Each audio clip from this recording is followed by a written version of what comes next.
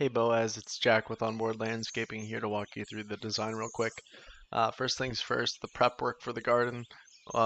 We would rototill all of the garden space. We would bring in composted soil in bulk, probably about 3 yards for this area, um, and that would really help amend the soil. I've seen it countless times before where the soil isn't properly amended, which results in, for instance, this ground cover Pachysandra bed would end up being really sparse if we don't do the proper soil amendment.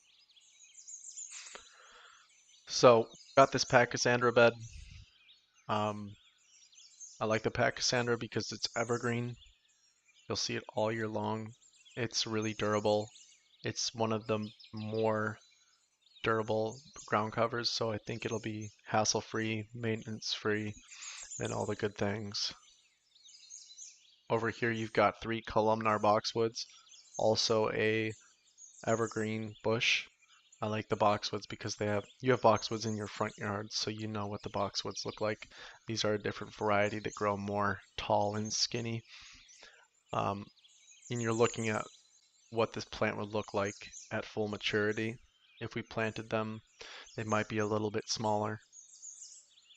The flagstone corner over here for a little reading area, that would simply just be some flagstones that are put on a gravel base, like a 3/8 inch limestone base, which would just make sure that those flagstones don't sink.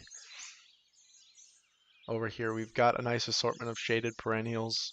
We've got 3 blue-leaved hostas, 3 golden rocket ligularias, and 3 Pallas purple coral bells. I really like these perennials. To go over the Lannon edge, the Lannon edge would be excavated, compacted gravel base, tamp the stones in.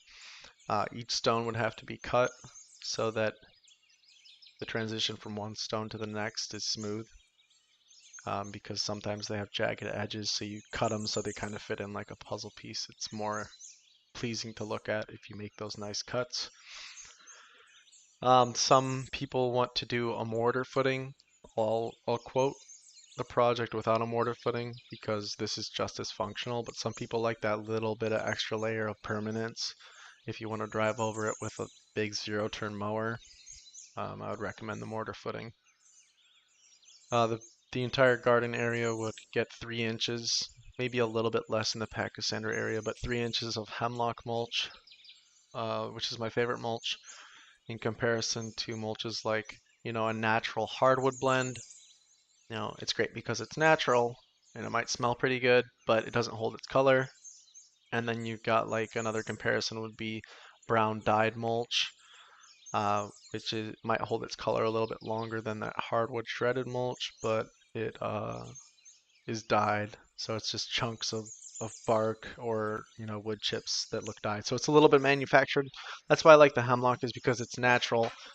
It holds its color longer. It repels insects. It smells way better than most mulches. So yeah, I think that just about wraps it up for this area. Let me know what you think.